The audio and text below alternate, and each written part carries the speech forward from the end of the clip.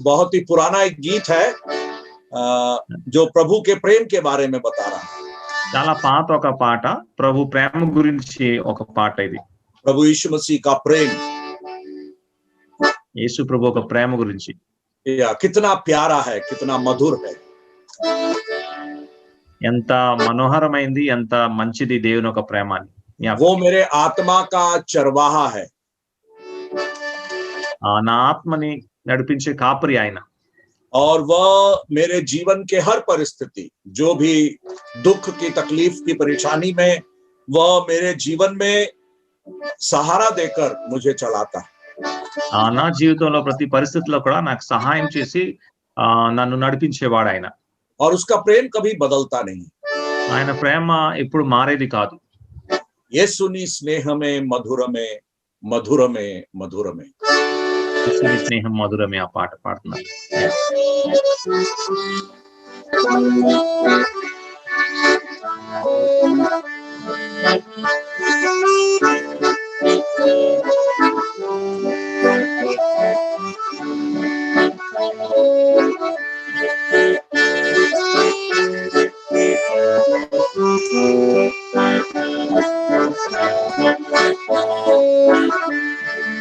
యేసుని స్నేహమే మధురమే మధురమే మధురమే।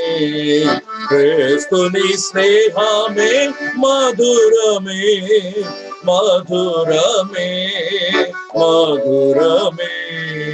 యేసుని స్నేహమే మధురమే మధురమే మధురమే।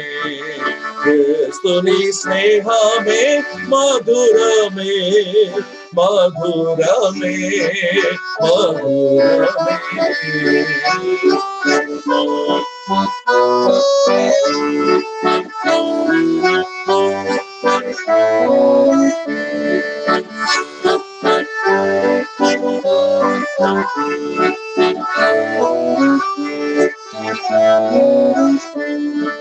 నా ఆత్మ కాపరి నాథుడవే నా ఎడగానుండగాచితివే।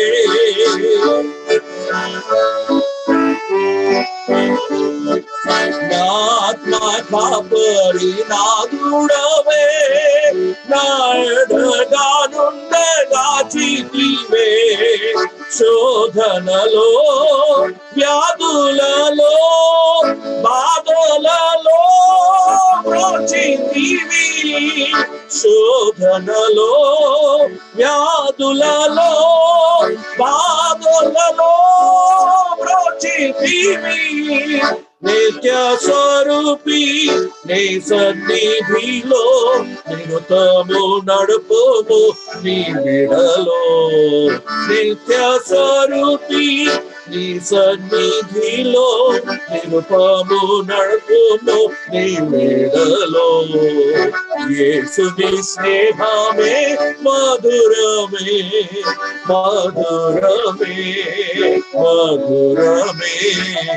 యేసుని స్నేహమే మధురమే మధురమే మధురమే।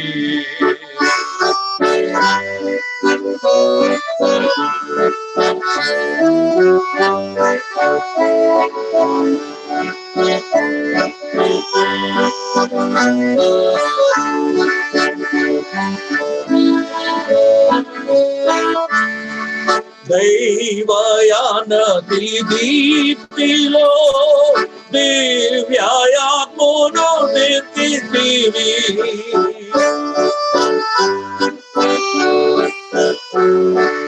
దైవయానది దీప్తిలో దివ్యాయాగమును తీర్చితివి। కల్వరిలో సిలువలో రక్తం చింది రక్షించితివి। కల్వరిలో సిలువలో రక్తం చింది రక్షించితివి। నా కొరకంతో త్యాగము చేసి ప్రాణమునిచ్చిన ప్రభు నీవే, నా కొరకెంతో త్యాగము చేసి ప్రాణమునిచ్చిన ప్రభు నీవే. యేసుని స్నేహమే మధురమే, మధురమే, మధురమే. యేసుని స్నేహమే మధురమే, మధురమే, మధురమే.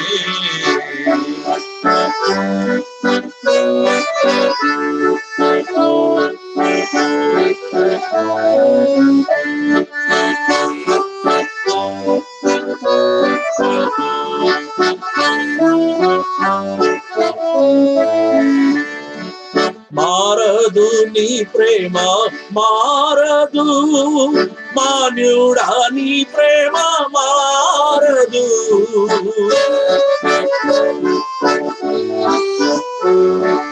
మారదు నీ ప్రేమ మారదు, మాన్యుడా నీ ప్రేమ మారదు. నే పాడేదన్ ఈ గీతము మోక్షపురి మార్గమందం, నే పాడేదన్ ఈ గీతము మోక్షపురి మార్గమందం. నీదు దర్శన భాగ్యములోనా నా ఆత్మ సాఫల్య సౌభాగ్యమే. నీదు దర్శన భాగ్యములోనా నా ఆత్మ సాఫల్య సౌభాగ్యమే. యేసుని స్నేహమే మధురమే, మధురమే, మధురమే. యేసుని స్నేహమే మధురమే, మధురమే, మధురమే. యేసుని స్నేహమే మధురమే, మధురమే, మధురమే. యేసుని స్నేహమే మధురమే, మధురమే, మధురమే.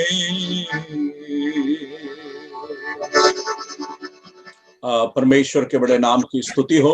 एक बार और आप लोगों के साथ परमेश्वर का वचन अध्ययन करने का जो अवसर मिला, मैं उस महान परमेश्वर का धन्यवाद देता हूँ।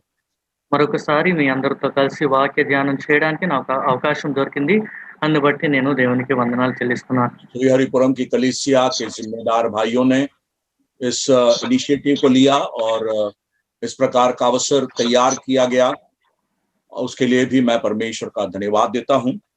శ్రీహరిపురం స్థానిక సంఘంలో బాధ్యత గల సహోదరులు ఈ ఇనిషియేటివ్ ని తీసుకుని ఇలాంటి సౌకర్యం కల్పించారు. అందును బట్టి వారికి వందనాలు తెలియజేస్తున్నాను. पिछले कई महीनों से आप लोग परमेश्वर के श्रेष्ठ दासों के द्वारा वचन का अध्ययन कर रहे थे, उनके द्वारा आप वचन का अध्ययन कर रहे थे, सीख रहे थे। मैं परमेश्वर की स्तुति और तारीफ करता हूँ। అనేక నెలలుగా కొంతమంది దేవుని దాసుల ద్వారా వాక్య ధ్యానము వాక్య పరిచర్య జరుగుతుంది. వాక్యాన్ని మీరు నేర్చుకుంటున్నారు. అందును బట్టి దేవునికి నేను వందనాలు చెల్లిస్తున్నాను. कलीसिया को जो मेरे प्रति जो विचार और ध्यान आया, उसके लिए भी मैं प्रभु का धन्यवाद देता हूँ। आप लोगों का भी बहुत आभार व्यक्त करता हूँ। స్థానిక సంఘస్థులు నన్ను జ్ఞాపకం చేసుకున్నారు. అందును బట్టి మీకు కూడా వందనాలు తెలియజేస్తున్నాను. మీకు हमारे देश के अलग अलग राज्यों से जो प्रिय लोग इस अध्ययन में जुड़े रहे, पिछले 3 सप्ताह से या 2 सप्ताह से या तीसरा सप्ताह है, हम इस प्रकार अध्ययन कर पाए हैं, इसलिए भी मैं उनका भी तहे दिल से धन्यवाद देता हूं और आप सबों का एक और बार प्रभु के नाम में स्वागत करता हूं। దేశంలో ఆయా రాష్ట్రాల నుంచి ఆయా ప్రాంతాల నుంచి కూడా గడిచిన 3 వారాలుగా గడిచిన 2 వారాలు అలాగే 3వ వారం కూడా అందరూ కలవడానికి దేవుడు సహాయం చేశారు. అందును బట్టి వింటున్న మీకు కూడా అందరికీ నా వందనాలు నేను తెలియజేస్తున్నాను. कुछ समय पहले किसी ने मुझसे ऐसा कहा, ये ऐसा ही चलता रहे तो बहुत बढ़िया है। కొద్ది సమయం క్రితం నాతో ఎవరో ఇలా చెప్పారు, ఇది ఇలాగే కొనసాగితే చాలా బాగుంటుంది. घर कहीं जाने की जरूरत नहीं है, మేము ఎక్కడికి వెళ్ళాల్సిన అవసరం లేదు. घर में बैठे बैठे सबको देख पा रहे हैं ఇంట్లో కూర్చుని అందరిని మేము చూడగలుగుతున్నాము. और सब कुछ हो रहा है। అన్ని బాగా జరుగుతున్నాయి. वचन सुन रहे हैं, गीत गा पा रहे हैं, गाना सुन पा रहे हैं और वचन सिखा पा रहे हैं, सब कुछ बढ़िया है। तो ये ऐसे ही चलने तो यही अच्छा है। వాక్యం వింటున్నాం, పాటలు పాడగలుగుతున్నాం, పాటలు వినగలుగుతున్నాం, వాక్యాన్ని నేర్పించగలుగుతున్నాం. అన్నీ చక్కగా ఉన్నాయి కాబట్టి ఇలా సాగితే చాలా మంచిది. किसी भी देश में हम कभी भी पहुंच सकते हैं, किसी के भी द्वारा वचन सुन पा रहे हैं, बहुत अच्छी बात है। ఏ దేశంలోని ఎప్పుడైనా మనం చేరుకోవచ్చు, ఎవరి ద్వారానైనా వాక్యం వినొచ్చు. ఎంతో ధన్యులం మనం. परंतु मुझे वो उतना अच्छा नहीं लग रहा, కానీ నాకు అది అంత మంచిగా అనిపించట్లేదు. क्योंकि परमेश्वर के वचन में एक साथ जमा होने की बात बताई गई है। ఎందుకంటే దేవుని వాక్యంలో కూడుకొనుట గురించి చెప్పబడి ఉంది. एक साथ इकट्ठा होना ना छोड़ें, इस प्रकार परमेश्वर के वचन की आज्ञा है। మనందరం కలిసి ఒక దగ్గర కూడుట మానకూడదని వాక్యంలో మనం చదువుతున్నాం. और इसलिए हमारे लिए जरूरी है कि हम कभी भी एक साथ इकट्ठा होना ना छोड़ें। అందుకే మనము అందరం కూడా ఒక దగ్గర కలిసి కూడుకొనుట మానకూడదు. అది చాలా ప్రాముఖ్యమైనది. तो हम प्रार्थना करें कि जितनी जल्दी हो सके हम लोग अपने अपने स्थानीय कलीसियाओं में फिर जमा हो सके और प्रभु की आराधना कर सके, खास करके प्रभु को स्मरण कर सके। వీలైనంత త్వరగా మన స్థానిక సంఘాల్లో మనం కూడుకుని ప్రార్థన చేయాలి. మరి ముఖ్యంగా ప్రభుని జ్ఞాపకం చేసుకుంటూ మనం కూడుకోవాలని ప్రార్థన చేద్దాం.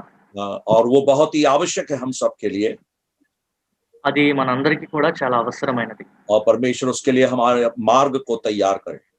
దాని కొరకు దేవుడు మార్గాలు మన కొరకు సరళం చేయను గాక. आज आखिरी सत्र है। हम सच्चे कथन जो तीमुथियुस की पत्री में लिखे गए हैं उसके विषय में विचार कर रहे थे।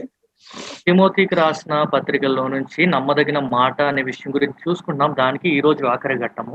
और उसमें से हम कुछ सत्यों को सीखने की कोशिश कर रहे थे।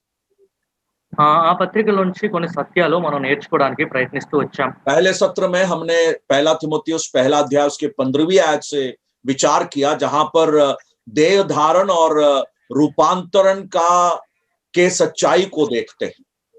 మొదటి అంశంగా తిమోతికి రాసిన మొదటి పత్రిక 1వ అధ్యాయం 15వ వాక్యంలో మనం అక్కడ ఒక సత్యాన్ని చూస్తున్నాం. ప్రభువైన యేసుక్రీస్తు వారు శరీరధారి అయి వచ్చుట, రూపాంతరము చెందుట అనే సత్యం గురించి మనం నేర్చుకోవడం జరిగింది. वहां पर उस आयत को पढ़ते हैं, यह बात सच और हर प्रकार से मानने के योग्य है कि मसीह यीशु पापियों का उद्धार करने जगत में आया और उनमें सबसे बड़ा मैं हूं। అక్కడ మనం ఇలా చదువుకున్నాం, పాపులను రక్షించుటకు క్రీస్తు యేసు లోకమునకు వచ్చినన్న వాక్యము నమ్మదగినదియు పూర్ణాంగీకారమునకు యోగ్యమైనదై ఉన్నది, అట్టి వారిలో నేను ప్రధానుడను.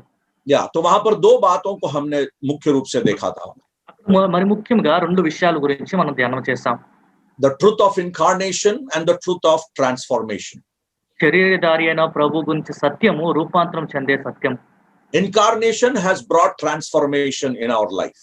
ఆయన శరీరధారి అయి వచ్చుట ద్వారా మన జీవితాల్లో రూపాంతరం కలిగింది. शरीर धारण जो है हमारे जीवन में परिवर्तन को लाया। ఆయన శరీరధారి అయి వచ్చుట ద్వారా మన జీవితంలో రూపాంతరం కలిగింది.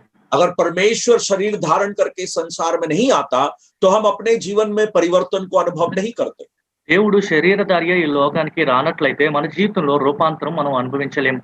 और हमने इस बात को देखा कि कैसे महान परमेश्वर एक साधारण मनुष्य होकर इस संसार में आया, और ये सत्य बात है। గొప్ప దేవుడు సాధారణమైన మనుషుడిగా ఈ లోకానికి ఎలా వచ్చారనే మాట మనం చూసుకున్నాం. అది వాస్తవమైనది, నిజమైనది. उस सच्चाई को हम कभी नकार नहीं सकते, ఆ సత్యమును మనం ఎప్పుడు తృణీకరించలేం. और वो सत्य कभी हटेगा नहीं। ఆ సత్యం ఎప్పుడు వెడలిపోదు. वह सत्य जो प्रकट हुआ और जिस सत्य ने कहा कि सत्य को तुम जानोगे और सत्य तुम्हें स्वतंत्र करेगा। మీరు సత్యమును ఎరుగుదురు, సత్యం మిమ్మల్ని విమోచించును లేదా విడిపించును అనే మాట సత్యంగా ప్రకటింపబడిన ఆయన మనకి చెప్పారు. परमेश्वर का धन्यवाद हो कि आप और मैं हमने उस सत्य की पहचान की और हमने अपने जीवन में उस परिवर्तन को, उस आजादी को, उस स्वतंत्रता को अनुभव किया है। నీవు నేను ఆ సత్యాన్ని తెలుసుకున్నాం, మన జీవితంలో రూపాంతరం కలిగింది. ఆ స్వాతంత్ర్యము, ఆ విమోచన మన జీవితంలో మనం అనుభవించాం. అందుబట్టి దేవుని కృతజ్ఞతలు చెల్లించాలి. पिछले सप्ताह हम तीसरे अध्याय के पहली आयत से विचार कर रहे थे, గడిచిన వారము 3వ అధ్యాయము 1వ వాక్యం నుంచి మనం ధ్యానం చేస్తాం. और वहां पर इस प्रकार लिखा है, यह बात सत्य है कि जो अध्यक्ष होना चाहता है वह भले काम की इच्छा करता है। ఇలా రాయబడి ఉంది, ఎవడైనను అధ్యక్ష పదవిని ఆశించిన ఎడల అట్టివాడు దొడ్డ పనిని అపేక్షించుచున్నాడు అన్న మాట నమ్మదగినది. नियुक्ति की सच्चाई के विषय में हम सीख रहे थे। నియమింపబడుట అనే సత్యము గురించి మనం నేర్చుకుంటూ వచ్చాం. The truth of ordination, నియమింపబడుట అనే సత్యము एक ऐसी इच्छा जो बहुत ही सकारात्मक है। ఇది చాలా యోగ్యమైన ఒక ఏచ్ఛ అని మనము చెప్పొచ్చు. और जब हम इस अध्ययन को समाप्त कर रहे थे तो वहां पर अध्यक्ष के जीवन में किस प्रकार के गुण होने चाहिए, और उसमें से एक महत्वपूर्ण गुण के बारे में जो मैं बता रहा था वो था अतिथि सत्कार, हॉस्पिटैलिटी। ఈ అంశము మనం ముగించుకుంటున్నప్పుడు గడిచిన వారం వాక్యాధ్యయనం మనము ముగించుకుంటున్నప్పుడు ఒక అధ్యక్ష పదవి కోరుకున్న వాడులో ఉండాల్సిన ముఖ్య లక్షణాల గురించి మనం చూసుకుంటూ ఆయన ఆతిథ్యము ఇవ్వుట అనే విషయం గురించి ప్రాముఖ్యంగా మనం చూసుకోవడం జరిగింది. और मैंने इस बात को बताया था कि यह अतिथि सत्कार या पहुनाई यह मसीही स्वभाव है, ఆతిథ్యము చేయుట అనేది క్రైస్తవ స్వభావము అని నేను చెప్పాను. और ये बहुत ही आवश्यक स्वभाव है मसीहियों के जीवन में। ఇది క్రైస్తవ జీవితంలో చాలా అవశ్యమైన మాట. और खास करके जो अध्यक्ष बनना चाहता है कलीसिया का, उसके अंदर ये स्वभाव तो पूर्ण रीति से दर्शाया जाना चाहिए।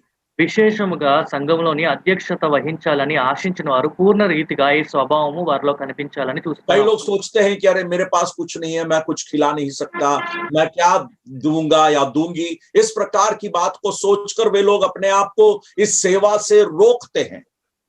చాలా మంది వారు అనుకుంటారు నేను ఇవ్వుటకు ఏముంది, నా దగ్గర ఏమి లేదు, నేనేమి చేయలేను అనుకుని ఈ పరిచర్య నుంచి తమను తాము ఆపుకుంటూ ఉంటారు.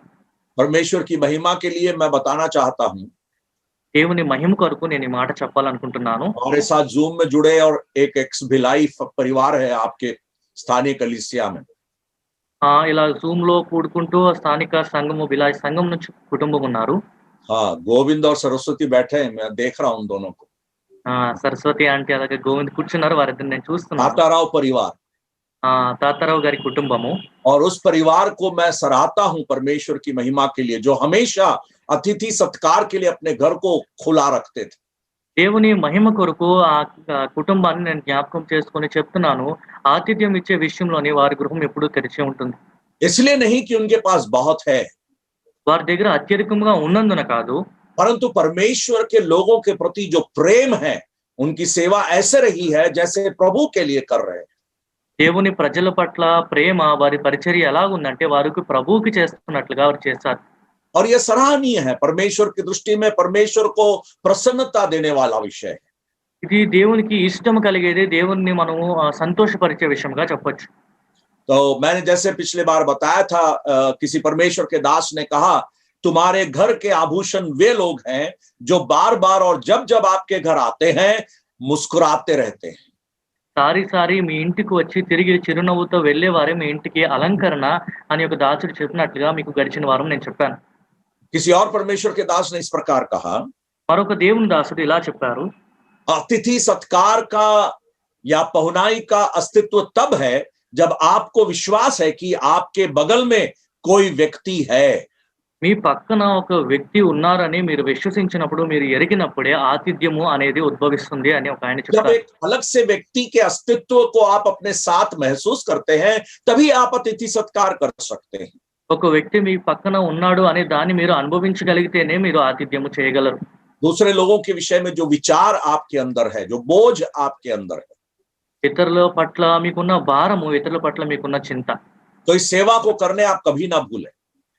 ఈ పరిచయం చేయటం మీరు ఎప్పుడూ మర్చిపోకూడదు. मैं अंग्रेजी में कहता मैं हमेशा अंग्रेजी में इस प्रकार कहता हूं, I am afraid if we have lost that art of hospitality in our Christian life. ఆతిథ్యము చేసే ఆ హృదయము మనము కోల్పోయామేమో అని, మన క్రైస్తవ జీవితంలో కోల్పోయామని నేను భయపడుతూ ఉంటానని ఎప్పుడు చెప్తూ मेरे ఉంటాను. प्यारों, हम उसको जगाएं अपने जीवन में। ప్రియులారా, మన జీవితాల్లో తిరిగి మనం అది ఉద్యమం కలిగి చేస్తాం. परमेश्वर उसके लिए हमारी सहायता करे। దాని కొరకు దేవుడు మనకి సహాయం చేయనుగాక. तिमुथियुस की पहली पत्री में हम तीसरे सच्चे कथन की ओर जाएंगे। తిమోతికి రాసిన మొదటి పత్రికలోని మూడో సత్యమైన మాట, నమ్మదగిన మాట వైపు మనం मेरे వెళ్దాం. साथ निकालिए पहला तिमुथियुस चौथा अध्याय, తిమోతికి రాసిన మొదటి పత్రిక 4వ అధ్యాయము, उसके 7, 8 और 9 आयतों को हम पढ़ेंगे। అని 7, 8, 9 వాక్యాలు మనం చూసుకుందాం. पहला तिमुथियुस 4 अध्याय 7 से 9। తిమోతికి రాసిన మొదటి పత్రిక 4వ అధ్యాయము 7, 8, 9 వాక్యాలు. చదువు. అపవిత్రములైన ముస్లిమ ముచ్చట్లను విసర్జించి దేవభక్తి విషయంలో నీకు నీవే సాధకము చేసుకొనుము. శరీర సంబంధమైన సాధకము కొంచెము మట్టుకే ప్రయోజనకరమవును గాని దైవభక్తి ఇప్పటి జీవము విషయంలోను రాబో జీవము విషయంలోను వాగ్దానంతో కూడినదై ఉన్నందున అది అన్ని విషయములలో ప్రయోజనకరమవును. ఈ వాక్యము నమ్మదగినదియు పూర్ణాంగీకారమునకు యోగ్యమునై ఉన్నది. ఈ వాక్యము నమ్మదగినదియు పూర్ణాంగీకారమునకు యోగ్యమై ఉన్నది. ఏది వాక్యము? ఈ వాక్యము, है ना? हाँ, अब हम देखेंगे ये वाक्यము कौन सा है. ఈ వాక్యము నమ్మదగినదని మనం చూస్తున్నాం. ఆ వాక్యం ఏంటో ఇప్పుడు మనం చూద్దాం. वो ऊपर वाले आयत में लिखा हुआ है. పైనున్న వాక్యంలో ఆ మాట మనం చూస్తున్నాం. वहां पर भक्ति की साधना के बारे में बताया गया है. దైవ భక్తి జీవితంలో ఎలా ప్రయోగించాలనే విషయం గురించి మనం చూస్తున్నాం. भक्ति का व्यायाम करना, భక్తిని మన జీవితంలో మనం ప్రయోగించుట, या भक्ति जो है वह बात सत्य और मानने के योग्य है. భక్తి అని ఈ మాట నమ్మదగినదియు పూర్ణాంగీకారమునకు యోగ్యమై ఉన్నది. और तीसरा शीर्षक जो मैंने इसके लिए दिया है वो है समर्पण की सच्चाई. సమర్పణ అనే సత్యము అని ఈ అంశంకి నేను శీర్షిక ఇచ్చాను. the truth of devotion. సమర్పణ అనే సత్యము లేదా ధ్యానం అనే of devotion. तो पहला वाला हमने देखा the truth of incarnation and transformation. మొదటిది శరీరధారి అవుట రూపాంతరం చెందుట అనే సత్యం మనం చూసుకున్నాం. या देह धारण और परिवर्तन की सच्चाई का सत्य. శరీరధారి అవుట రూపాంతరం చెందుట అనే సత్యం మొదటిగా చూసుకున్నాం. दूसरा हमने देखा the truth of ordination, नियुक्ति की सच्चाई. నియమింపబడుట అనే సత్యము రెండవదిగా మనం చూసుకున్నాం. और यहाँ पर तीसरी बात जो हम देखते हैं वो है समर्पण की सच्चाई और the truth of devotion. సమర్పించుకునుట, సమర్పణ అనే సత్యం అని మూడవదిగా మనం చూడొచ్చు. वो क्या है समर्पण? ఈ సమర్పణ అనేది ఏంటి? वो समर्पण है भक्ति की साधना करना. భక్తిని మన జీవితంలో మనం సాధన చేయుట. या ये भक्ति जो है वो हम सबके जीवन में आवश्यक है. ఈ భక్తి అనేది మన అందరి జీవితంలో చాలా అవసరమైనది. यीशु मसीह को तो सबने ग्रहण किया अपना उद्धारकर्ता और प्रभु होकर. ప్రభువైన యేసుక్రీస్తు వారిని అందరూ ప్రభువుగా రక్షకుడిగా స్వీకరించారు. परंतु उस मार्ग में चलते समय वो भक्ति को दर्शाना वो बहुत ही जरूरी है. కానీ ఆ మార్గంలో వెళ్తుండగా భక్తిని ప్రదర్శించుట చాలా అవసరమైనది.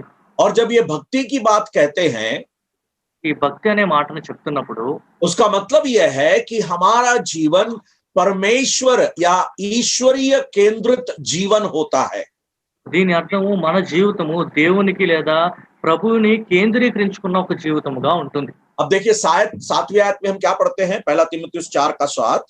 చూడండి, తిమోతి రాసిన మొదటి పత్రిక 4వ అధ్యాయం 7వ వాక్యంలో మనం ఏం చదువుతున్నాం? लिखा है पर अशुद्ध और बूढ़ियों की सी कहानियों से अलग रह. అపవిత్రములైన ముస్లిం ముచ్చటలను విసర్జించుడి అని మనం చూస్తున్నాం. मुस्लिम, बूढ़ियों की कहानियों से, ముస్లిం ముచ్చట్లు అని మనం చూస్తున్నాం. उन बातों से अलग रह, इस प्रकार का निर्देश दिया गया है. ఆ విషయాల నుంచి దూరముగా ఉండాలి లేదా విసర్జించాలి అని ఆజ్ఞాపింపబడినట్లు చూస్తున్నాం. अशुद्ध कहानियां और बूढ़ियों की सी कहानियां. అపవిత్రములైన ముచ్చట్లు లేదా ముసలమ్మ ముచ్చట్లు. परमेश्वर का अच्छा सेवक बना रहना वह इस बात को दर्शाता है कि आपके जीवन से जो शब्द निकलते हैं वो भी अच्छे होते हैं. దేవుని సేవకుడా ఉండుట అంటే అది ఏమి సందర్శిస్తుంది లేదా ఏం సూచిస్తుంది అంటే మీ నోటి నుంచి వచ్చే మాటలు పవిత్రముగా ఉండాలి. बकवास ना करना, उस बात का महत्व बताया गया है. దాని అర్థము అనవసరమైన మాటలు మాట్లాడకూడదు అని. हमारे मुंह से गंदी बात ना निकलने पाए. మన నోటి నుంచి అపవిత్రమైన మాటలు బయటికి రాకూడదు. और बूढ़ियों की सी कहानियां हमारे मुंह से ना निकलने पाए. ముస్లమ్మ ముచ్చట్లు మన నోటి నుంచి బయటికి రాకూడదు. हम लोग अक्सर अपने जिस समाज से हम लोग आते हैं या जिन रीति रिवाजों का पालन हम करते हैं, हम सबके अंदर उस समाज का जो दबाव है कई बार रहता है. మనం ఏ నేపథ్యం నుంచి వచ్చామో, ఏ సామాజిక వర్గం నుంచి వచ్చామో, మనం పద్ధతులు ఆచారాలు మనం చూసుకుంటున్న విషయాలన్నింటిలో వాటి ఒత్తిడి ఎంతో మన మీద ఉంటుంది. और गलत गलत धारणाओं को हम अपने जीवन में जो परमेश्वर के वचन के अनुसार नहीं है मन में बनाए रखते हैं. దేవుని వాక్యానుసారంగా లేని అనేక విషయంలో మన హృదయంలో నిలిపి మనం ఉంచుకుంటాం. उसको समझाने के लिए एक छोटी सी घटना मैं बताता हूँ. అది మీరు అర్థం చేసుకోవడానికి ఒక చిన్న సంఘటన నేను మీకు చెప్తాను. मैं जब छोटा लड़का था, నేను చిన్నవాడిగా ఉన్నప్పుడు मैं अपने मेरे डैडी के मामा के घर गया हुआ था। నా తండ్రి యొక్క బాబాయ్ ఇంటికి నేను వెళ్ళాను. तो वहां पर हम लोग बच्चे लोग खेल रहे थे, तो खेलते समय घर के आंगन में सामने जो है, सामने जो आंगन है, वहां पर हमने ऐसा अचानक से गड्ढा खोदा। అక్కడ పిల్లలు అక్కడ ఆడుకుంటున్నప్పుడు ఇంటి ఎదురుగానే మేము అకస్మాత్తుగా ఒక గొయ్యి అలా తవ్వడం ప్రారంభించాం. कुछ खेलने के लिए हम लोग ऐसे छोटा सा गड्ढा बना रहे थे। ఆడుకోవడానికి ఒక చిన్న గొయ్యి మేము తవ్వుతున్నాం. तब तक हमारे डैडी के मामी जी दौड़ कर आई वहां पर। అప్పటి వరకు మా డాడీ వాళ్ళ మా నాన్నగారు వాళ్ళ అత్తయ్య అక్కడికి పరిగెట్టుకుని వచ్చారు. और वो बोली, बेटा बेटा गड्ढा नहीं खोदना, घर के सामने कभी कोई गड्ढा नहीं खोदता। ఇంటి ఎదురుగా నువ్వు అలా గొయ్యి తవ్వకూడదు కుమారుడు అని ఆవిడ చెప్పారు. हमने पूछा क्यों क्यों क्यों मामी माँ, क्यों वैसा क्यों? ఎందుకు అలా చేయాలి అని మేము అడిగాం. बोले वैसा तू करेगा ना, रात को चोर घुस जाएगा घर के अंदर। మీరు అలా చేసినట్లయితే రాత్రి ఇంటికి దొంగలు పడతారు. बूढ़ियों की सी कहानियां रचना और उसको अगले पीढ़ी को बताना। ముసలమ్మ ముచ్చట్లు రచించుట, ముందున్న తరానికి అది అందించుట. हम इस प्रकार के विचारों को अपने मन में रखते हैं। ఇలాంటి ఆలోచనల్ని మన మనసులో మనం ఉంచుకుంటూ ఉంటాం. हम ऐसी बातों को अगली पीढ़ी को बताते भी हैं। ఇలాంటి విషయాలు ముందున్న తరానికి మనం చెప్తాం కూడా. तिमुथियुस से पौलुस कह रहा है, తిమోతికి పౌలు ఈ మాటలు చెప్తున్నారు. तू परमेश्वर का एक भक्त है నీవు దేవుని భక్తుడవు, और परमेश्वर का दास है। నువ్వు దేవుని దాసుడవు. तेरे मुंह से, तेरे जीवन में अशुद्ध बातें और बूढ़ी की सी कहानियों की बातों से तुझे अलग रहना है। నీ నోట్లో నుంచి గాని నీ జీవితంలో గాని అపవిత్రమైన మాటలు, ముసలమ్మ ముచ్చట్ల నుంచి నువ్వు దూరంగా ఉండాలి. और उससे अलग रहकर तुझे कुछ करना भी है। దానికి నుంచి నువ్వు దూరంగా ఉండుతో పాటు మరొకటి నువ్వు చెయ్యాలి. वो क्या है? అది ఏంటి? भक्ति की साधना कर। దైవ భక్తి విషయంలో నీకు నీవే సాధనము చేసుకొనుము. अच्छा, तेलुगु में दैव भक्ति लिखा है ना? ओके, దైవ భక్తి. या हिंदी में सिर्फ भक्ति है। హిందీ తర్జుమాలో భక్తి అనే మాట వచ్చింది. या ईश्वरीय भक्ति की साधना कर। దేవ భక్తి విషయంలో నీకు నీవే సాధనము చేసుకొనుము. देखिए, अशुद्ध बातें और परमेश्वर की भक्ति का साधना, या साधना शब्द का मतलब है व्यायाम करना, एक्सरसाइज गॉडलीनेस।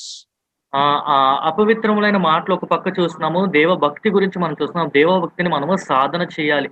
मेरे प्यारों, हमारे मुंह से निकलने वाले शब्दों के अनुसार हमारी आत्मिकता पे उसका असर होता है। మన నోటి నుంచి వచ్చే మాటల ద్వారా మన ఆత్మీయ జీవితం మీద దాని ప్రభావం ఉంటుంది ప్రియులారా. और उसके बारे में तिमुथियुस इसी पत्री में तिमुथियुस से पौलुस इसी पत्री में तिमुथियुस से कहता भी है। దాని గురించి పౌలు ఇదే పత్రికలో తిమోతితో చెప్తున్నారు. और परमेश्वर का दास चेताता है कि तुम्हारे मुंह से ऐसी बातें नहीं निकलनी चाहिए। నీ నోటి నుంచి ఎలాంటి మాటలు రాకూడదు అని దేవుని దాసుడు హెచ్చరిస్తున్నారు. और परमेश्वर का दास यह स्मरण दिला रहा है कि हम अपने जीवन में उन बातों से दूर रहें। ఆ విషయాల నుంచి మన జీవితంలో దూరంగా ఉండాలని దేవుని भक्ति की साधना क्यों जरूरी है?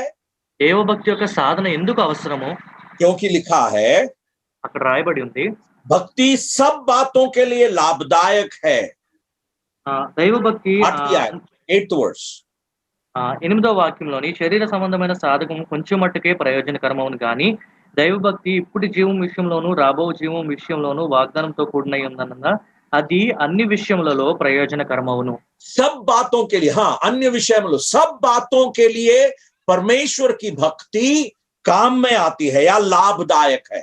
అన్ని విషయములలో దేవ భక్తి ప్రయోజనకరమవును అని మనం और वो अन्य विषय में जो है वहां पर कहता है, वो कौन सा है? इस जीवन के लिए और आने वाले जीवन के लिए। అన్ని విషయములు అనగా దాని పై మాటలోనే అక్కడ చెప్తున్నారు, ఇప్పుడు జీవము విషయంలోను రాబో జీవం విషయంలోను అని చూస్తున్నాం. या इसके द्वारा हमें प्रतिज्ञा मिली है। We have received promises. దీని ద్వారా మనం వాగ్దానాలు పొందుకున్నాం. तो मेरे प्यारों, भक्ति जो है वो हमारे मसीही जीवन में बहुत मायने रखती है। ఓకే ప్రియులారా, భక్తి అనేది మన క్రైస్తవ జీవితంలో దానికి ఎంతో విలువ ఉంది. तो ये भक्ति शब्द का अर्थ मैंने जैसे आपको पहले बताया, it is God centred life. ఈ భక్తి అనే మాటకి అర్థము క్రీస్తుని, దేవుణ్ణి కేంద్రీకరించుకున్న ఒక జీవితం. कई बार हम लोग भक्ति को गलत समझते हैं। భక్తిని చాలా సార్లు మనం తప్పుగా అర్థం చేసుకుంటూ ఉంటాం. अगर कोई व्यक्ति आंख बंद करके ऐसे सिर हिला हिला के प्रार्थना करेगा तो हमको लगता है कि वो बहुत ही भक्त व्यक्ति है। ఎవరన్నా కళ్ళు మూసుకొని ఇలా తల ఆడిస్తూ ప్రార్థన చేసినట్లయితే ఇతను ఎంతో భక్తుడు, భక్తితో ప్రార్థన చేస్తున్నాడు అంటాం. और कभी कभी कुछ गीतों को बहुत लंबा खींच खींच कर बहुत धीरे से गाएंगे तो बड़ा भक्त लगता है हमको, भक्ति का भाव है। కొన్ని సార్లు పాటలు పాడినప్పుడు పాటని చాలా దీర్ఘంగా దానికి సాగదీస్తూ పాడినప్పుడు ఎంతో భక్తితో పాడుతున్నారు అంటూ ఉంటాం. हाँ, कभी कभी जब गीत गाते हैं तो मुझे लगता है अरे लोग अपनी भक्ति को इस प्रकार प्रकट कर रहे हैं। కొన్నిసార్లు వారు పాటలు పాడుతున్నప్పుడు వీరు భక్తిని ఇలా ప్రదర్శిస్తున్నారేమో అని నాకు అనిపిస్తూ ఉంటుంది. हाँ, बहुत ही धीरे एकदम आराम से ऐसा लगता है कि अब सो जाएंगे। చాలా నిదానంగా ఎలా పాడతారంటే మనం నిద్రపోవాలనిపిస్తుంది. और उनको लगता है कि इसमें भक्ति प्रकट हो रहा है। ఇలా పాడుట ద్వారా భక్తిని మేము ప్రకటిస్తున్నాం, ప్రదర్శిస్తున్నాం అని వారు అనుకుంటూ ఉంటారు. परंतु भक्ति वो नहीं है प्यारों। కానీ భక్తి అంటే అది కాదు ప్రియులారా. भक्ति मूलतः वो स्थिति है हमारे जीवन में जहां पर हमारा जीवन परमेश्वर या ईश्वरीय केंद्रित गॉड सेंटर्ड जीवन लाइफ होता है। మన జీవితంలోని దేవుని కేంద్రముగా చేసుకుని మనం జీవించుకునే ఆ స్థాయిని భక్తి అని మనం చెప్తాం. परमेश्वर के प्रति आदर को दर्शाता है। దేవుని పట్ల గౌరవాన్ని అది చూపిస్తుంది. और ये हमारे जीवन में बहुत ही अच्छी रीति से मालूम करना जरूरी है। ఇది మన జీవితంలో చక్కగా అర్థం చేసుకుంటే చాలా ప్రాముఖ్యమైనది. परमेश्वर के दास लोगों ने उस प्रकार का जीवन दर्शाया है। దేవుని దాసులు ఇటువంటి జీవితాన్ని వారు ప్రదర్శించారు. हमारे कामों के द्वारा ये भक्ति प्रदर्शित होना चाहिए। మన క్రియల ద్వారా ఈ భక్తి వ్యక్తపరచాలి. मंदिर में जब प्रेरितों के काम 3रा अध्याय उसके 12वीं आयत में हम जब मंदिर में पतरस और यूहन्ना उस भिखारी को चंगा किया था, అపొస్తలుల కార్యం भिखारी को चंगा किया था। అపొస్తలుల కార్యం 3వ అధ్యాయం 12వ వాక్యంలోని ఆ వ్యక్తిని పేతురు వీరు స్వస్థపరిచిన విషయం మనం అక్కడ చూస్తున్నాం కదా. वहां पर वो लोग कहते हैं तुमको क्या लगता है कि हमारे सामर्थ्य या भक्ति से इसे चलने फिरने योग्य बना दिया? ఇది మా సామర్థ్యం మా సొంత శక్తి చేతనైనను భక్తి చేతనైనను నడువను వీనికి బలం ఇచ్చినట్టుగా మీరు ఎందుకు అనుకుంటున్నారని అక్కడ వారు చెప్తున్నారు. या तुम्हारे दृष्टिकोण से तुम्हारे देखने के द्वारा हमें ऐसा लगता है मानो हम ही ने अपनी सामर्थ्य या भक्ति से इसे चलने फिरने योग्य बना दिया है। మేమే మా సామర్థ్యంతో శక్తితో భక్తితోని వీనికి నడిచేలా చేశామని మీరు మమ్మల్ని చూస్తున్నారని వారు చెప్తున్నారు. तो उस समय लोगों में यह मालूम था, यह जानकारी थी कि भक्ति मतलब वो होता है जहां पर वो कार्य में प्रकट हो सकता है। భక్తి అనేది క్రియల ద్వారా ప్రకటింపబడుతుందని ఆ రోజుల్లో ప్రజలు అలా భావించేవారు. तो ये जो धर्म निष्ठा जो परमेश्वर के प्रति है, ఈ నిష్ఠ ఏదైతే దేవుని పట్ల ఉందో वो उसको हम भक्ति कहते हैं। దాన్ని మనం భక్తి అని చెప్తూ ఉంటాం. जहां पर हमारा जीवन परमेश्वर को और मनुष्यों के लिए उनकी सेवा के लिए, परमेश्वर की सेवा और मनुष्यों की सेवा के लिए हमारा जीवन समर्पित रहता है। ఇక్కడ మన జీవితము మానవ సేవ, మనుషుల్ని పరిచర్య చేయటకై, దేవుని పరిచర్య చేయటకై మనల్ని మనం సమర్పించుకుని ఉంటాం. वो उस धर्म निष्ठा को दर्शाता है जो परमेश्वर के प्रति हमारे जीवन से प्रकट होती है। మన జీవితం ద్వారా దేవుని పట్ల మనం ప్రదర్శించే నిష్ఠ అని మనం చెప్పొచ్చు. या और वो बात प्रभु यीशु मसीह बहुत स्पष्ट रूप से कहते हैं। ఆ మాట ప్రభువైన యేసుక్రీస్తు వారు ఎంత స్పష్టంగా చెప్తున్నారు. मत्ती रचित सुसमाचार में जब सबसे बड़ी आज्ञा के विषय में यीशु मसीह कहते हैं, మత్తయి సువార్తలో అన్నిటికన్నా గొప్ప ఆజ్ఞ గురించి ప్రభువారు చెప్తున్నప్పుడు वहां पर मत्ती रचित सुसमाचार 22वें अध्याय में, అక్కడ మత్తయి సువార్త 22వ అధ్యాయంలోని और वहां पर प्रभु यीशु मसीह उस भक्ति को एक्सप्लेन कर रहा है। ఆ భక్తిని అక్కడ ప్రభువైన యేసుక్రీస్తు వారు వివరిస్తున్నారు. उसका 37 और 38, 37 and 38। దాని 37, 38 వాక్యాలు మనం చూద్దాం. हाँ, మత్తయి సువార్త 22వ అధ్యాయము 37, 38 వాక్యాలు. అందుకు ఆయన, నీ పూర్ణ హృదయముతోను, నీ పూర్ణ ఆత్మతోను, నీ పూర్ణ మనస్సుతోను నీ దేవుడైన ప్రభువును ప్రేమింపవలనదే ఇది ముఖ్యమైనది మొదటిది అయినయో ఆజ్ఞ. हाँ, तो वहां पर परमेश्वर के प्रति जो समर्पण है उस बात को दर्शाया जा रहा है। దేవుని పట్ల ఉన్న సమర్పణ అక్కడ వ్యక్తపరచబడుతున్నట్లుగా మనం मैंने क्या कहा, చూస్తున్నాం. भक्ति का मतलब यह है जहां पर ईश्वरीय केंद्रित जीवन है। మన జీవితంలోని దేవుడు మనకి కేంద్రంగా ఉన్నప్పుడు దాన్ని భక్తి అని మనం చెప్పొచ్చు. तो क्या है उसका मतलब? దాని అర్థం ఏంటి? तू परमेश्वर अपने प्रभु से अपने सारे मन, अपने सारे प्राण, अपनी सारी बुद्धि के साथ प्रेम रख। నీ పూర్ణ హృదయముతోను, నీ పూర్ణ ఆత్మతోను, నీ పూర్ణ మనస్సుతోను నీ దేవుడైన ప్రభువును ప్రేమింపవలెను. तो संपूर्ण रीति से मेरा जीवन परमेश्वर के लिए समर्पित है, और वह जीवन जो है वह इस भक्ति का मूल नेव और आधार है। మన జీవితము సంపూర్ణ రీతిగా దేవునికి మనం సమర్పించుకుని ఉంటాము. ఆ జీవితము భక్తికి పునాదిగా ఉంది. तो भक्ति का मतलब यह होता है जहां पर हम पूर्ण रीति से परमेश्वर के प्रति आज्ञाकारिता और धार्मिकता के जीवन को प्रकट करते हैं। భక్తి అనగా పూర్తిగా దేవునికి విధేయులమై ఉండి నీతి కలిగిన జీవితాన్ని మనం ప్రకటించే భక్తి. जहां पर हम नैतिक रूप से अच्छा जीवन को बिताते हैं, మనం నైతిక రీతిగా కూడా మంచి జీవితము జీవిస్తాం. और भक्ति का मतलब यह नहीं है जहां पर आप अपने बलबूते पर या अपनी सामर्थ्य पर परमेश्वर का नकल कर रहे हैं। మీ సామర్థ్యమును వాడుకుంటూ మీరు దేవుణ్ణి మీరు అనుకరించాలి అనుకోవడం కాదు. या परमेश्वर का नकल मेरी सामर्थ्य के द्वारा मैं नहीं करता हूं, నా సామర్థ్యం ద్వారా దేవుని వలె నేను చేయట్లేదు, परंतु उसकी सामर्थ्य के द्वारा मैं अपने जीवन में जैसा वो कहता है उसके प्रति मैं रिस्पॉन्ड करता हूं, मेरी प्रतिक्रिया होती है। కానీ ఆయన సామర్థ్యము ద్వారా ఆయన నా జీవితంలో ఏదైతే చెప్తున్నారో దానికి నేను ప్రతిస్పందిస్తున్నాను. और वो मेरे स्वयं धार्मिकता नहीं परंतु ईश्वर की धार्मिकता है जो मेरे जीवन में। స్వయంగా నాకు ఉన్న నీతి అది కాదు, కానీ దేవుని నీతి నా జీవితంలో నేను ప్రకటిస్తున్నాను. तो मेरे प्यारों, ये भक्ति का जीवन मेरे अंदर से प्रकट होना है। ప్రియులారా, ఈ భక్తి జీవితము నాలో నుంచి ప్రకటింపబడాలి. तो जिस प्रकार प्रभु यीशु मसीह ने कहा, तू अपने सारे मन, अपने सारे प्राण और अपनी सारी बुद्धि से उससे प्रेम रख। సో ప్రభువైన యేసుక్రీస్తు వారు చెప్తున్నట్టు నీ పూర్ణ హృదయముతోను, నీ పూర్ణ ఆత్మతోను, నీ పూర్ణ మనస్సుతోను నీ దేవుడైన ప్రభువును ప్రేమింపవాలని. तो उस प्रकार एक नैतिक भलाई का जीवन हमारे अंदर से निकल रहा हो। ఆ విధముగా నైతికంగా మంచి జీవితము మనలో నుంచి ఉద్భవిస్తుంది. और दिन प्रतिदिन ये कोशिश परमेश्वर के अनुग्रह में होकर यह कोशिश होती है जहां पर मेरे जीवन के अंदर से उस प्रकार के धर्म निष्ठा का जीवन प्रकट होता है या प्रज्वलित होता है। ప్రతి దినము దేవుని కృపలోను ఆ భక్తి కలిగిన జీవితము నాలో నుంచి ప్రదర్శింపబడాలి అనే ప్రయత్నము ప్రతి దినము జరగాలి. मेरे और आपके जीवन में उस प्रकार का अनुग्रह परमेश्वर से मांग कर उसका व्यायाम करना है,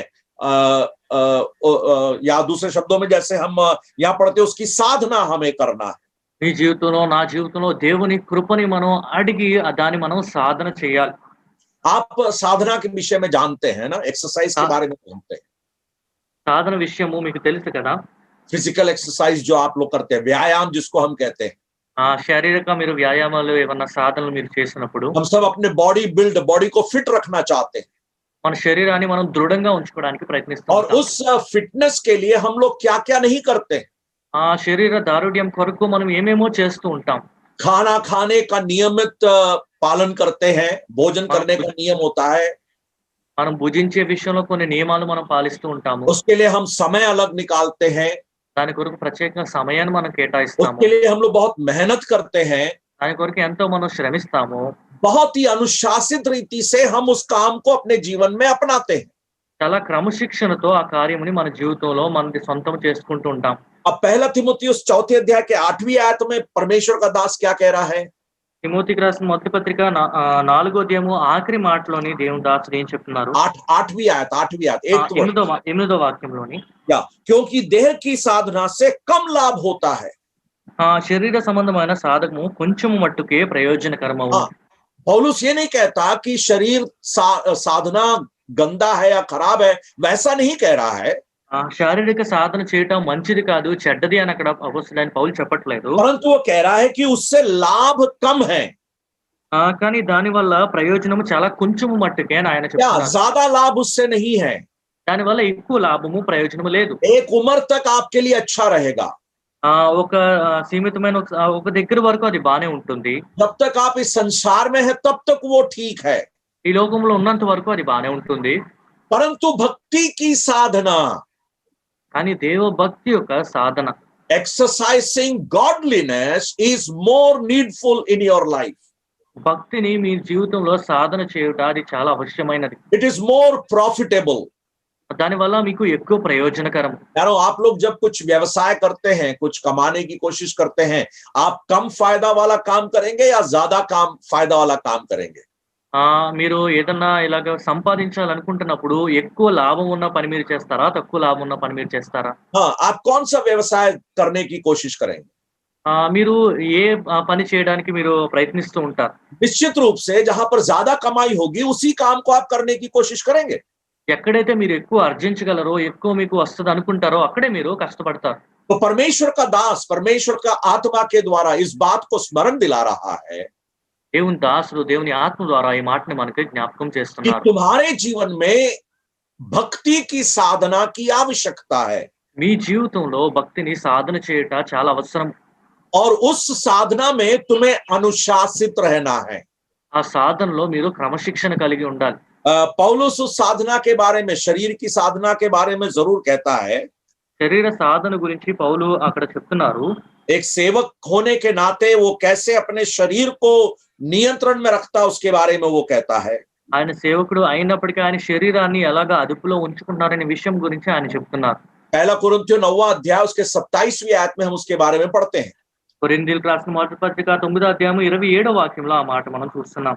वहां पर वो कहता है, परंतु मैं अपनी देह को मारता कूटता और वश में लाता हूं, ऐसा ना हो कि औरों को प्रचार करके मैं आप ही किसी रीति से निकम्मा ठहरूं.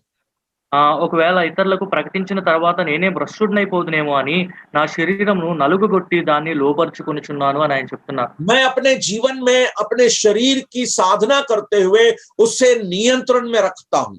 నా జీవితంలో నా శరీరంకి సాధనము చేస్తూ దాన్ని నియంత్రణలో ఉంచుకుంటూ ఉంటాను. ताकि मैं निकम्मा ना ठहरूं, నేను భ్రష్టుడని అవ్వకుండా, मेरा मेहनत व्यर्थ ना जाए, నా పరిశ్రమ వ్యర్థం అవ్వకుండా, और उस बात के लिए मैं ख्याल करता हूं. ఆ విషయం కొరకు నేనేం చేస్తున్నా?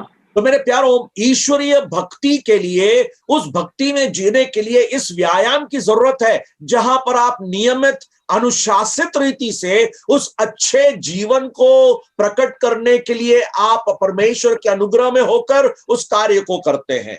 ప్రియులారా, దేవుని భక్తిలో ఉండుటకు ఇది చాలా అవసరమైనది. క్రమశిక్షణలో ఉంటూ దేవుని కృపను మనం పొందుకుంటూ మన జీవితాన్ని నీతిలో మనం ఇలాగే జీవించాలి.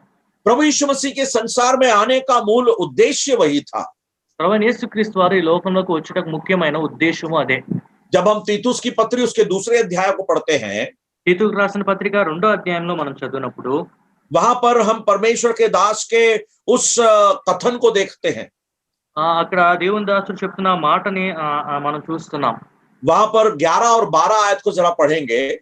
అక్కడ 11, 12 వాక్యాలు మనం చదువుకుందాం. वहां पर लिखा है, क्योंकि परमेश्वर का वह अनुग्रह प्रकट है जो सब मनुष्यों के उद्धार का कारण है और हमें चेतावनी देता है कि हम अभक्ति और संसारिक अभिलाषाओं से मन फेरकर इस युग में संयम और धर्म और भक्ति से जीवन बिताएं.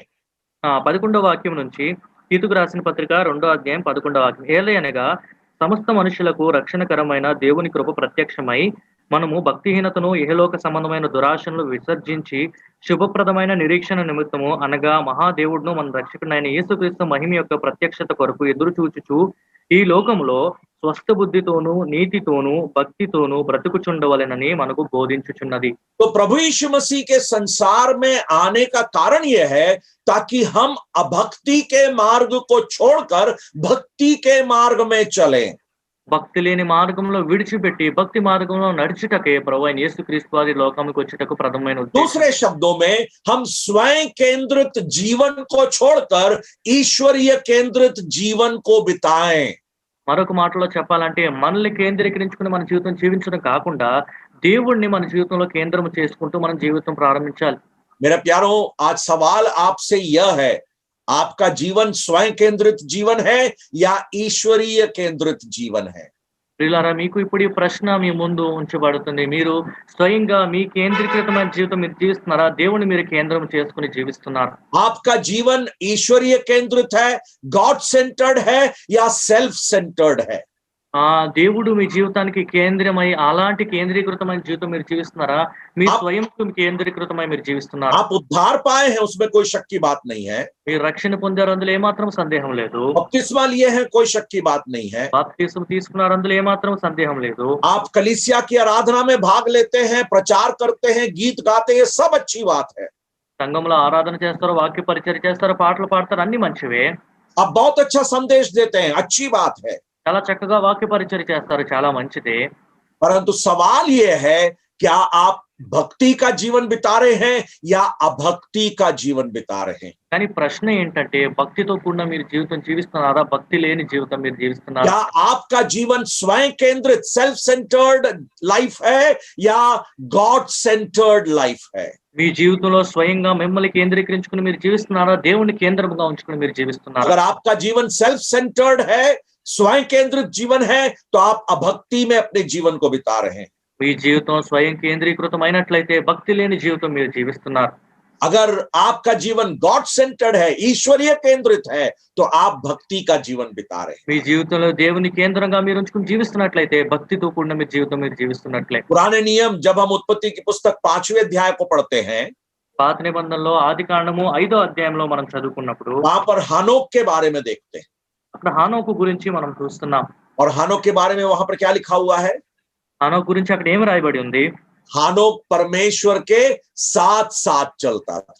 హానోకు దేవునితో కూడా నడిచెను అని మనం చూస్తున్నాం. परमेश्वर के साथ साथ चलने वाला. హానోకు దేవునితో నడిచేవాడు. तो वहां पर उत्पत्ति की किताब में हानोक का परमेश्वर के साथ के वो सही संबंध को दर्शाता है. ఆది కాండంలోని హానోక్కి దేవునికి మధ్య ఉన్న ఆ సంబంధం గురించి అది వ్యక్తపరుస్తుంది. परंतु जब आप इब्रानियों की पत्री में आते हैं, కానీ హెబ్రీయులకు రాసిన పత్రికలో మీరు ఆ మాట చూసినప్పుడు वहां पर 11वें अध्याय में आप हानोक के बारे में पढ़ते हैं. అక్కడ 11వ అధ్యాయంలో హానోకు గురించి మీరు చదవచ్చు. वहां पर 5वीं आयत में जरा देखिए क्या लिखा है. అక్కడ 11వ అధ్యాయం 5వ వాక్యం మీరు చూడండి. हाँ पढ़िए. విశ్వాసమును బట్టి హానోకు మరణము చూడకుండునట్లు కొనిపోబడెను. అతడు కొనిపోబడక మునుపు దేవునికి ఇష్టుడై ఉండెనని సాక్ష్యము పొందెను. కాగా దేవుడు అతన్ని కొనిపోయెను గనుక అతడు परमेश्वर को प्रसन्न किया, यह गवाही. దేవునికి ఇష్టుడై ఉండెనని సాక్ష్యము పొందెను.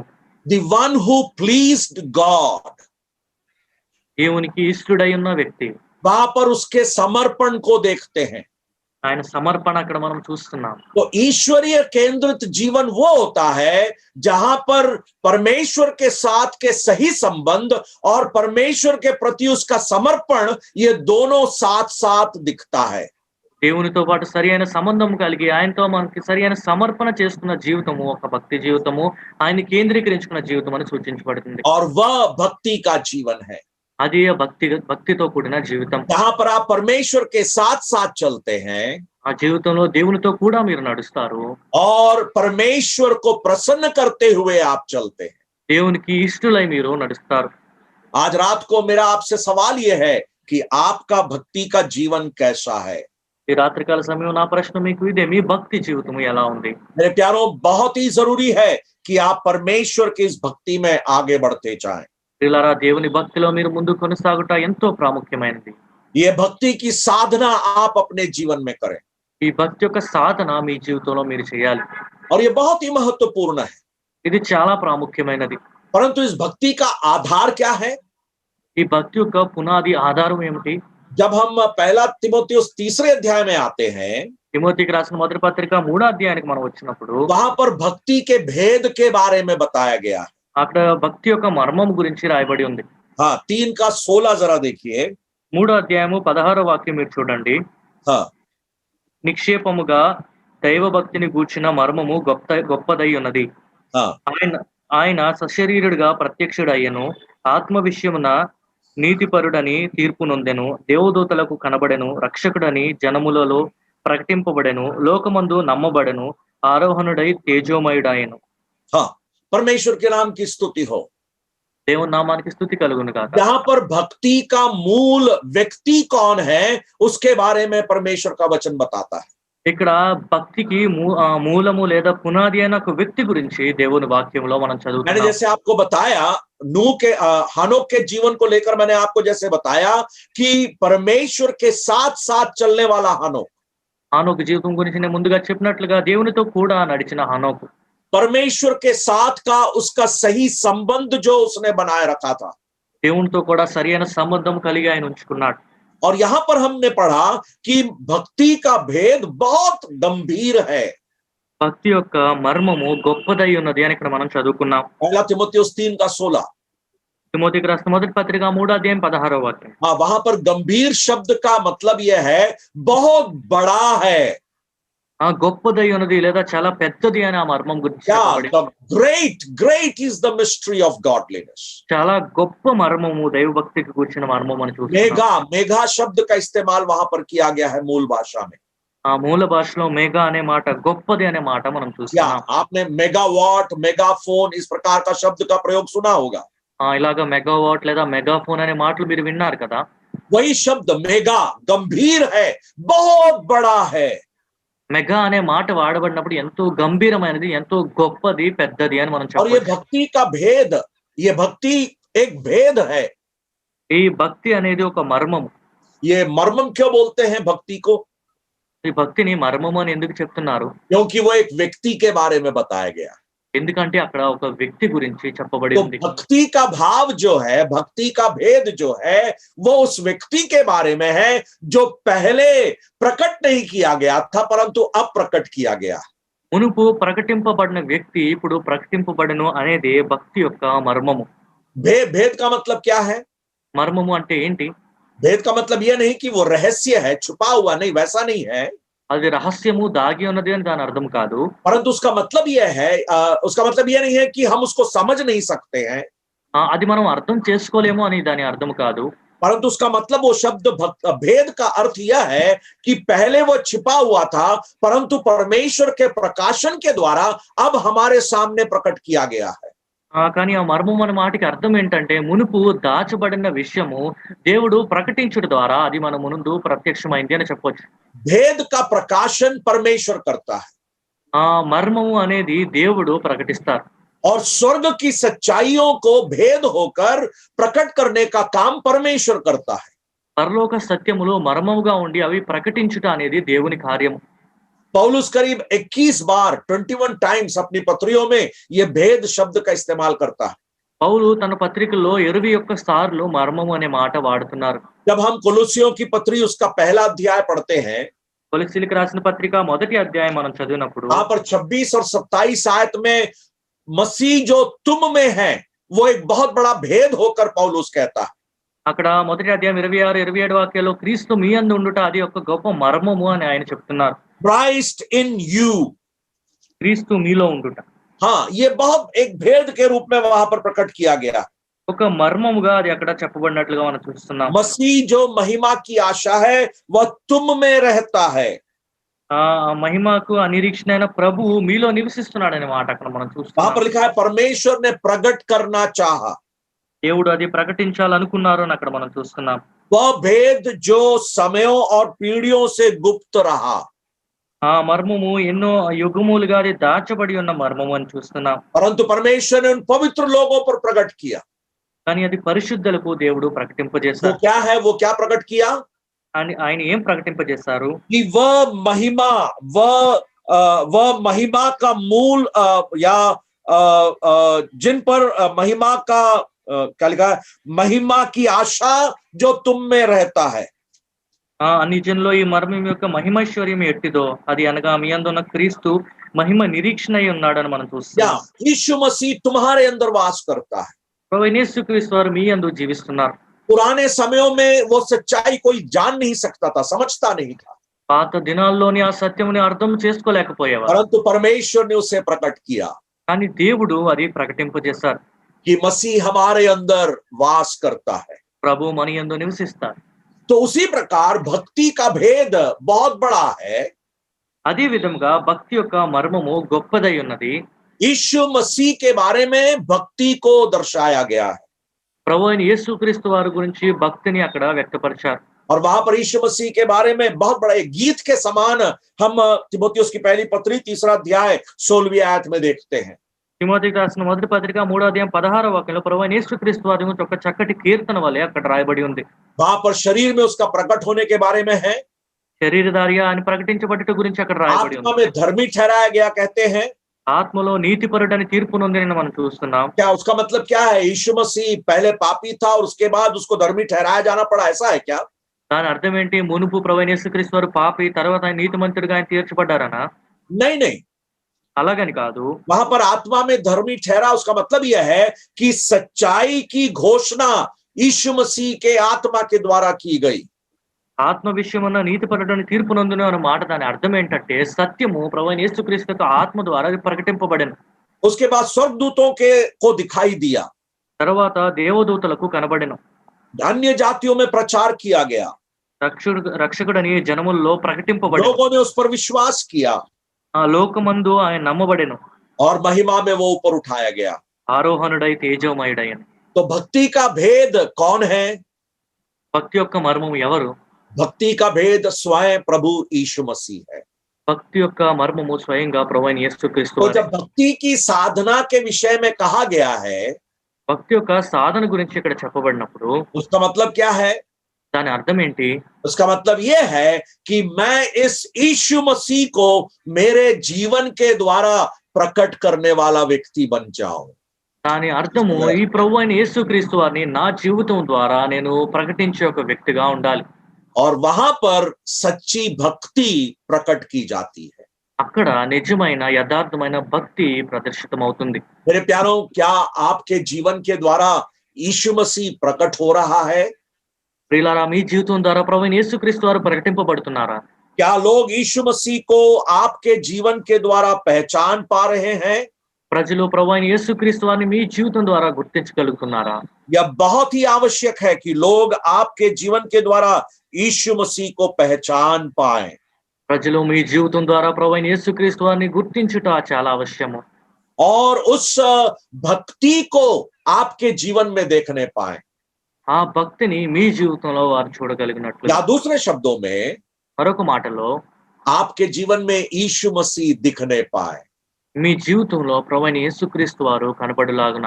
जब हम पहला तिमोथियुस 6वें अध्याय में आते हैं, తిమోతికి రాసిన మొదటి పత్రిక 6వ అధ్యాయంకి మనం వచ్చినప్పుడు वहां पर फिर भक्ति के बारे में बताया गया है।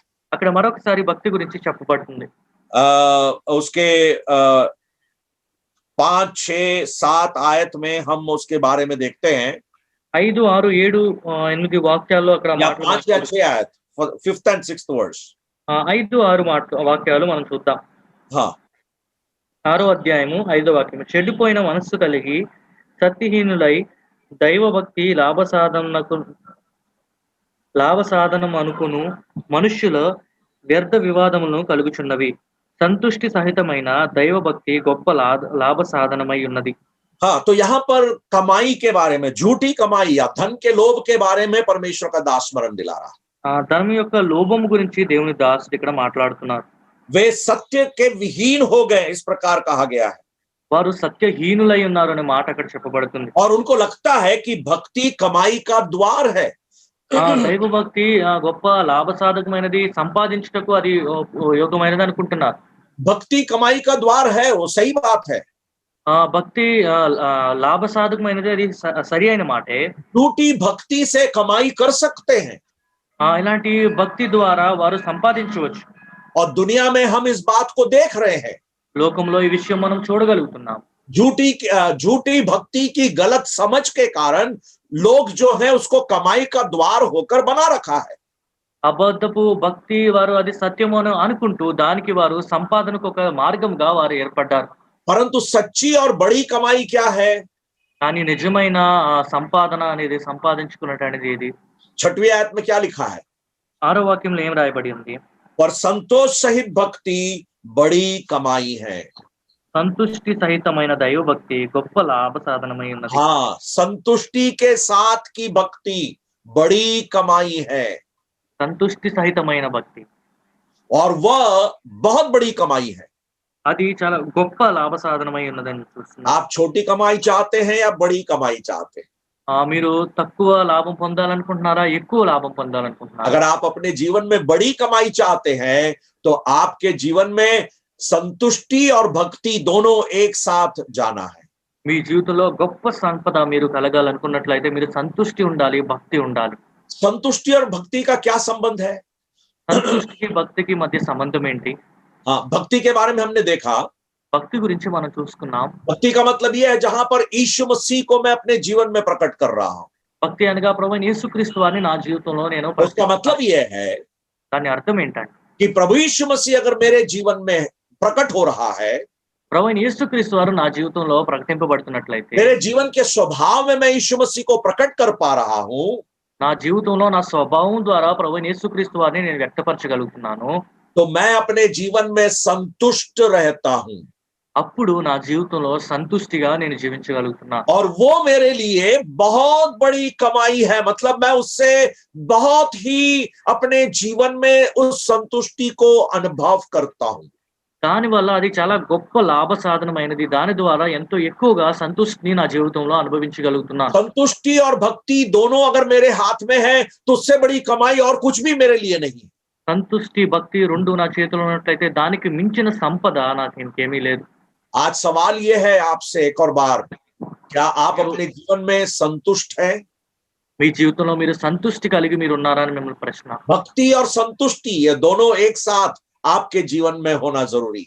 భక్తి, సంతుష్టి రెండు కూడా ఒకేసారి మీ జీవితంలో కనిపించాలి. असंतुष्टि क्या है? क्यों असंतुष्ट है? మీరు సంతుష్టి లేని జీవితం ఎప్పుడు ఉంటుంది? मैं अक्सर कहता हूं असंतुष्टि का मतलब यह है कि मेरे पास नहीं है, वो नहीं है असंतुष्टि। నా దగ్గర లేదు అనుట అసంతుష్టి కాదు, परंतु मेरे पास वो नहीं है जो उसके पास है, वो है असंतुष्टि। వారి దగ్గర ఉన్నది నా దగ్గర లేదు అనుకోనుట అసంతుష్టి. हाँ, वो असंतुष्टि है। आपके पास जो है वो मेरे पास नहीं है, उसको असंतुष्टि कहते हैं। ఇతరుల దగ్గర ఉన్నది నా దగ్గర లేదు అనుకునుట అసంతుష్టి. आज रात को क्या आप अपने जीवन में संतुष्ट हैं? మీ జీవితంలో ఈ రాత్రికాల సమయంలో సంతుష్టి కలిగి మీరు ఉన్నారా? उस संतुष्टि के साथ अगर भक्ति आपके जीवन में है, సంతుష్టి సహితమైన దైవ భక్తి మీ జీవితంలో ఉన్నట్లయితే, मेरे प्यारो, इससे बढ़कर और कोई कमाई हमारे जीवन में जरूरत नहीं है।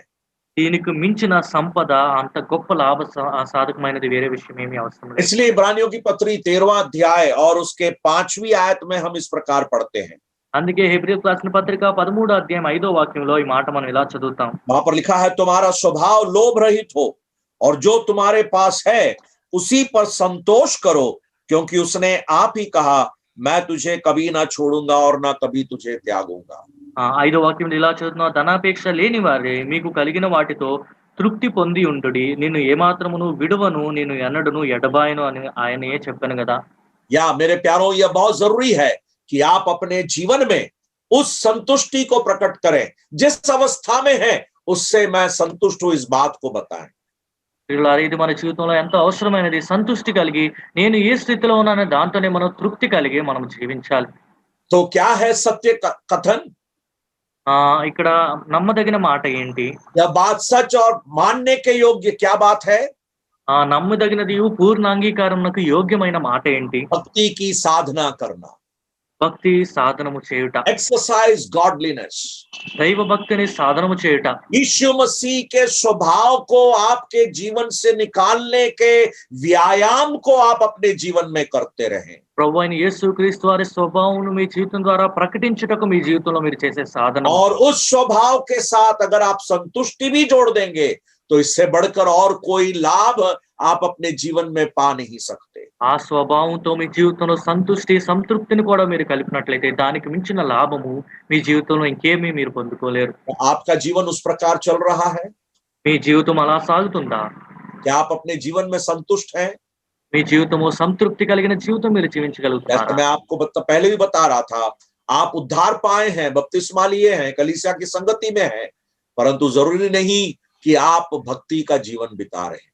నేను ముందుగా చెప్పినట్లుగా మీరు రక్షణ పొందారు, బాప్తిసం తీసుకున్నారు, సంఘ సహవాసంలో ఉన్నారు, కానీ భక్తితో మీరు జీవిస్తున్నారని చెప్పుటకు అందులో అవశ్యం లేదు. भक्ति का जीवन वो है जहां पर यीशु मसीह का स्वभाव मेरे जीवन से प्रकट हो रहा है। ప్రభు అయిన యేసుక్రీస్తు వారి స్వభావము నా జీవితం ద్వారా ప్రకటించబడుటే భక్తి మనం సందర్శించుట. जहां पर ईश्वरीय केंद्रित जीवन मेरा प्रकट हो रहा है। దేవుణ్ణి కేంద్రీకరించుకుని దేవుడి కేంద్రమైన జీవితము నా ద్వారా ప్రకటింపబడాలి. Where God-centered life is exhibited from my actions. నేను చేస్తున్న క్రియల ద్వారా దేవుని కేంద్రీకృతమైన జీవితము నా ద్వారా కనబడుతుంది. हानोक के जीवन के बारे में हमने देखा, హనోకు జీవితం గురించి మనం చూసుకున్నాం. वह परमेश्वर के साथ साथ चलता था ఆయన దేవునితో పాటు దేవునితో కూడా నడిచాడు. और परमेश्वर को प्रसन्न करता था। ఆయన దేవునికి ఇష్టడై ఉన్నాడు. परमेश्वर के साथ का सही संबंध దేవునితో సరైన సంబంధము కలిగి ఉండుట और परमेश्वर के साथ वो संबंध के कारण उसके कार्यों के द्वारा परमेश्वर को वो प्रसन्न करने का स्वभाव। దేవునితో ఆ సంబంధము వలన ఆయన క్రియల ద్వారా దేవునికి ఇష్టడై ఆయన ఉండుట. परमेश्वर इस वचन को हम सबके जीवन में आशीषित करके दे। దేవుడు ఈ వాక్యాన్ని మనందరి జీవితంలో ఆశీర్వదించి మనకు అందించాడు. परमेश्वर के बड़े नाम की स्तुति हो। దేవుని గొప్ప నామముకి స్తోత్రం కలుగును గాక. आप लोगों ने सब ध्यान पूर्वक परमेश्वर के वचन को सुना। మీరందరూ ధ్యానంతో కూడి మీరు ఈ వాక్యాన్ని విన్నారు. परमेश्वर सहायता करे कि यह वचन आने वाले दिनों में हमारे हृदय में और भी ज्यादा काम करे ఈ వాక్యము ముందున్న రోజుల్లో మన హృదయంలో ఇంకా కార్యం చేయనట్లుగా దేవుడు మనకి और దీవించుగాక. परमेश्वर के कहे अनुसार, वचन के अनुसार हम अपने जीवन को आगे बढ़ाते जाएं దేవుడు చెప్పినట్టుగా వాక్యానుసారంగా మన జీవితాన్ని మనం ముందు और కొనసాగించుకుందాం. आपके जीवन में वो भक्ति का जीवन प्रकट होने के लिए परमेश्वर सहायता करे। మీ జీవితంలో ఆ భక్తితో కూడిన జీవితం ప్రకటింపబడడానికి దేవుడు మీకు సహాయం చేయను గాక. यह भक्ति का जीवन मेरे प्यारों हमारे स्वयं के ताकत के कारण से नहीं, परंतु परमेश्वर का कार्य हमारे जीवन में होने के कारण से। ఈ భక్తి యొక్క జీవితం మన సొంత శక్తి సామర్థ్యాల ద్వారా కాదు కానీ దేవుని కార్యములో మన జీవితంలో వ్యక్తపరచడం ద్వారా. इसलिए परमेश्वर पर भरोसा करते हुए उस भक्ति के जीवन को हम बिताएं। परमेश्वर उसके लिए हमारी मदद और सहायता करे। అందుకే దేవుని మీద ఆధారపడుతూ ఆ భక్తి యొక్క జీవితం జీవించడానికి మనం ప్రయత్నిద్దాం. దేవుడు మనకి సహాయం చేయను గాక. एक बार और आप सबको मेरा हार्दिक अभिनंदन। परमेश्वर के नाम की स्तुति हो। आप सबको जय मसीह की। మరొకసారి మీ అందరికీ వందనాలు. దేవుని నామానికి మహిమ కలుగును గాక.